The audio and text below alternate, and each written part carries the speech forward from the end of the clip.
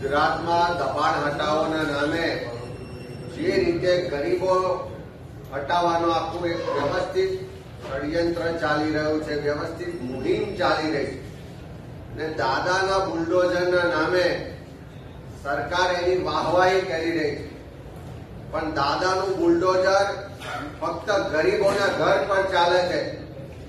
જ્યાં ઉદ્યોગપતિઓ આવે અને એનું દબાણ આવે ત્યાં જઈને દાદાનું બુલડોઝર એકદમ બંધ થઈ જાય છે.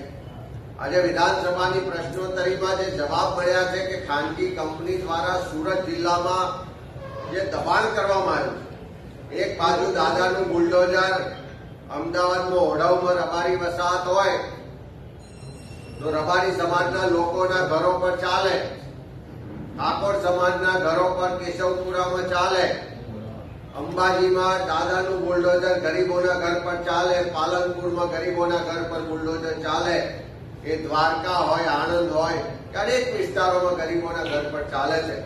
પણ આજે જે વિધાનસભાની પ્રશ્નોત્તરીમાં જવાબ મળ્યો કે સુરત જિલ્લામાં લગભગ 8,35,000 ચોરસ મીટર જગ્યા પર ખાનગી કંપનીઓનું દબાણ છે.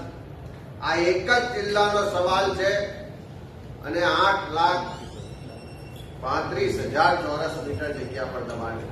અને 1 વર્ષ 2 વર્ષથી નહીં, 30 વર્ષથી, 38 વર્ષથી, 36 વર્ષથી, 33 વર્ષથી, 32 વર્ષથી ને 30 વર્ષ કરતા વધારે સમયથી એક જ કંપનીએ આટલું મોટું દબાણ કર્યું હોય પણ ત્યાં દાદાનું બુલડોઝર ચાલતું નથી.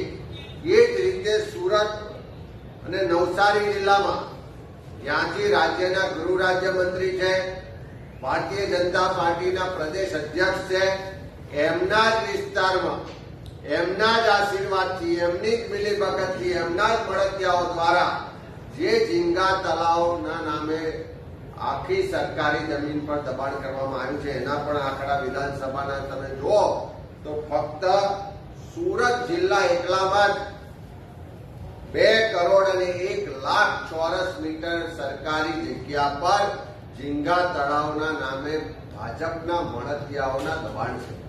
એટલે સ્પષ્ટ છે કે ગરીબોના ઘર પર બુલડોઝર ચાલે છે પણ ઉદ્યોગપતિઓના દબાણ પર બુલડોઝર ચાલતું નથી. સ્પષ્ટ છે કે ગરીબોના ઘરો પર બુલડોઝર ચાલે પણ ભાજપના મળતિયાઓના દબાણ પર બુલડોઝર ચાલતું નથી. આજે અમે વિધાનસભામાં માંગણી કરી છે કે આ બુલડોઝર આ ઉદ્યોગપતિઓના દબાણ પર પણ ચલાવો, ભાજપના મળતિયાઓ પર પણ ચલાવો.